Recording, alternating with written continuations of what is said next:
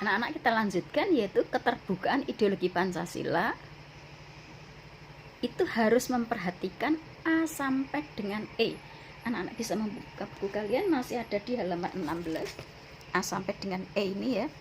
Ini kalian bacanya, saya menerangkannya.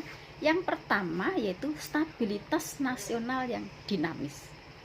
Stabilitas nasional itu negara, anak-anak. Jadi kondisi negara yang stabil. Lawannya stabil itu labil. Kalau labil itu misalnya jalan gitu ya, turun naik gitu ya. Kalau stabil itu langsam, lancar terus gitu ya. Jadi harus memperhatikan nasional negara ini harus dalam keadaan yang aman, tentram seperti itu ya. Serta dinamis itu berkembang, bergerak gitu. Yang kedua, harus memperhatikan adanya larangan terhadap masuknya pemikiran-pemikiran yang mengandung nilai ideologi Marxisme, Leninisme, dan komunisme. Jadi melarang masuknya Marxisme, Leninisme, dan komunisme itu hampir sama, anak-anak, hampir sama. Ya sama dengan komunis. Kalau misalnya di negara kita Partai Komunis Indonesia PKI itu kenapa dilarang gitu ya? Karena memang di dalam ideologi Pancasila sebagai ideologi terbuka, tiga hal ini Marxisme itu dari kata Karl Marx, Leninisme dari Lenin, dan komunis samalah itu dilarang di negara kita. Sekarang yang ketiga yaitu mencegah berkembangnya paham liberal.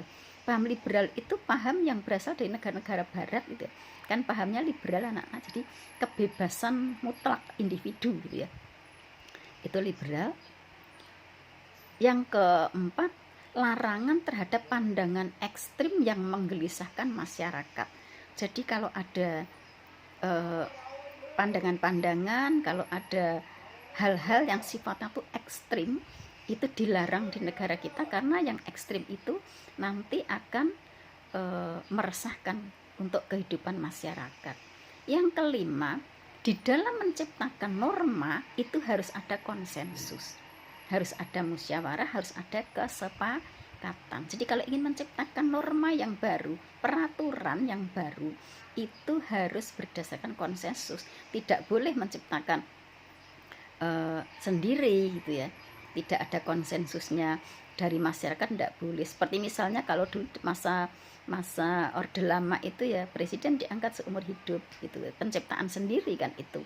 Kalau sekarang ini setiap hal yang ingin menciptakan peraturan harus berdasarkan musyawarah. Atau misalnya saja tata tertib yang dibuat di sekolah kita ini, misalnya ini hanya mengatur pada seluruh siswa, itu yang membuat bukan kepala sekolah, tetapi seluruh ya perwakilan dari guru itu, seluruh guru itu dimintai untuk kesepakatan gitu. Bagaimana, jadi dibahas dulu bagaimana kalau ini seperti ini, bagaimana kalau yang kedua seperti ini. Itu harus ada konsensus, jadi tidak seseorang saja yang membuat.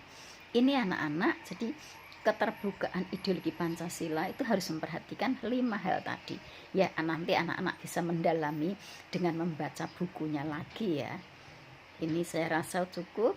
Berikutnya sekarang kita kan berdasarkan dari uraian di atas tadi yang Ibu jelaskan tadi yang ada dalam buku kalian, sekarang bisa dibuat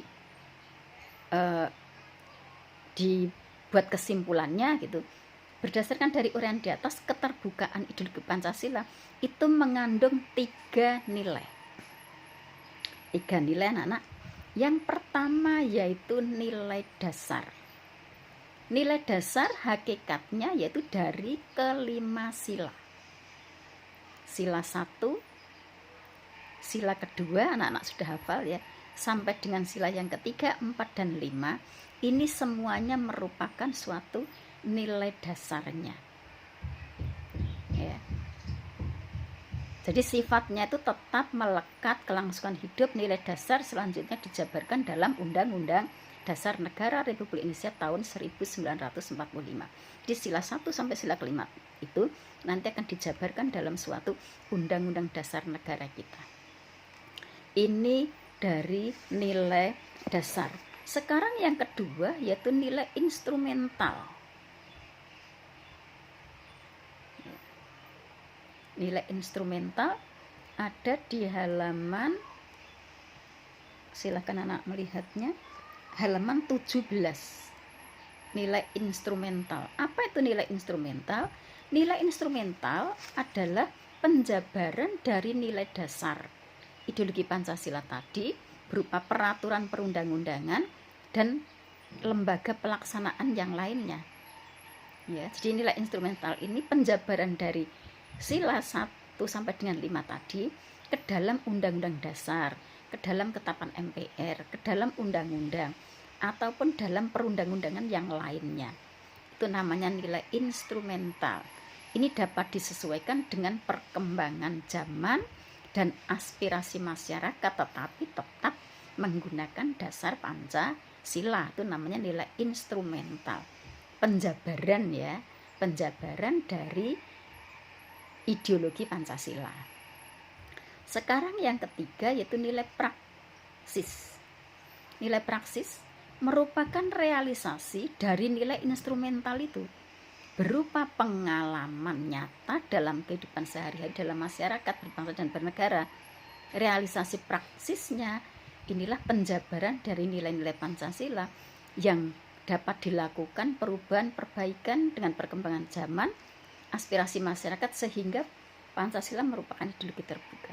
Jadi nilai praksisnya itu intinya adalah merupakan realisasi dari nilai-nilai instrumental yang ada di atasnya tadi berupa pengalaman nyata dalam kehidupan sehari-hari, dalam tingkah laku sehari-hari ini. Ini nilai praksisnya. Ya, saya rasa cukup dulu untuk nilai praksis. Nanti kita lanjut video berikutnya.